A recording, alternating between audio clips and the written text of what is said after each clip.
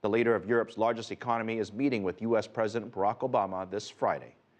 German Chancellor Angela Merkel is also scheduled to make a pitch to the U.S. Chamber of Commerce in support of the transatlantic trade talks known as TTIP. For more on this, we talked to Jessica Stone, who is at the White House. And Jessica, this trade agreement is a pretty big deal. It very much is for Angela Merkel. In fact, one analyst told me today, this is Angela Merkel's baby. In fact, she really wants to see this one succeed, and she'll be making that case to the U.S. Chamber of Commerce on Friday, but she also really needs to make the case back home in Germany. She's running into opposition from trade unions and also from people who oppose this specific measure that enables foreign investors to file claims against foreign governments. Of course, the big draw of any EU-U.S. trade agreement is really the ability to have a rules of the road type of agreement that could increase international trade standards. It's not only about economic ties, it's also about common standards. And you can also see TTIP, it's a magnet and a firewall, if you like, at the same time. Once you have the biggest economies having common standards, then of course a lot of other trade partners would more easily adapt to those standards. Jess, a lot of people are waiting for additional comments regarding the situation in Ukraine.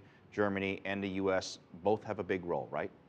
Absolutely, and there will be a joint press conference on Friday between the two leaders after their meeting and before their working lunch.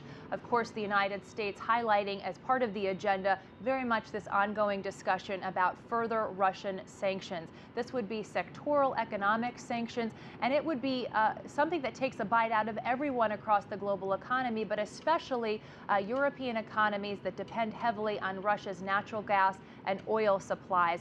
Germany, of course, does have a third of its oil and gas coming from Russia. The Eastern European states are much more dependent on Russia. I talked to one analyst who you just heard from there who said he doesn't think that there would be a situation where Russia stops its oil and gas going to Europe because it needs the income, and that's certainly what Germany is hoping for. But there's also financial sanctions that could take place, and that could also affect Germany as well as the British economy. So when Angela Merkel goes to the White House on Friday, she's not only going to be representing the interests of German citizens, but also of European citizens as we head into what could be a phase 3 of these really tough sectoral sanctions across the global economy, Phil.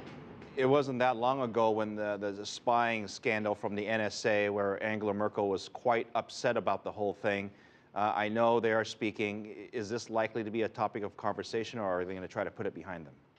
Well, I think that it certainly hasn't appeared to affect their working relationship on some of these bigger security and international issues. But, the German people still have what they would describe as a breach of trust with the Americans on this issue. And there's really a sense of personal disappointment that Angela Merkel has about having her personal cell phone targeted as part of the NSA program that was revealed by Edward Snowden in those revelations in the last 6 to 8 months. But that should be a part of the conversation, and she's getting a lot of pressure from the opposition party in Germany to make it part of the conversation. And this would be the first opportunity she has to confront U.S. President Barack Obama and to find out a little bit more about what they're going to do, what they're going to change. I think it's no irony that the U.S. has just released this big data report on the eve of her meeting with U.S. President Barack Obama, in which its own government that it has committed to work on issues of privacy with respect to European citizens and non-U.S. citizens, essentially extending the same privacy rights that Americans enjoy to them as well.